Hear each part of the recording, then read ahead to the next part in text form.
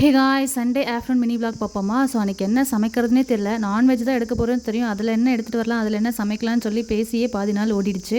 அதுக்கப்புறம் கடைசியாக ஜெகதீஷ் வந்து சிக்கன் தான் எடுத்துகிட்டு வந்து கொடுத்தாங்க. அது எடுத்துகிட்டு வந்து கொடுக்கவே இன்னும் லேட் ஆகிடுச்சு. சண்டே சொல்லவே தேவையில்ல, எல்லாருக்குமே சீக்கிரமாக பசி எடுத்துடுச்சு. அதனால் வீட்டில் மஸ்க் மெலன் இருந்துச்சா, ஃபஸ்ட்டு எல்லாருக்கும் ஜூஸை போட்டு வயிற்று ஃபில் பண்ணியாச்சு. அதுக்கப்புறம் நானும் ஜெகதீஷும் பொறுமையாக இருக்க ஒர்க்லாம் ஷேர் பண்ணி சமைச்சிட்டு இருந்தோம். சிக்கன் வந்து ஃபுல்லாக க்ளீன் பண்ணி கொடுத்துட்டேன். ஒரு சிக்கன் குழம்பு வந்து வச்சுட்டாரு. நான் வந்து அப்படியே ரைஸ் வச்சுட்டு ரசம் தான் செஞ்சுட்டு இருந்தேன். எனக்கு பெருசாக ரசமே செய்ய தெரியாது. ஜெகதீஷ் வந்து சொல்ல நான் வந்து ஒரு இன்க்ரீடியண்ட்டாக போட்டு செஞ்சுட்ருந்தேன்.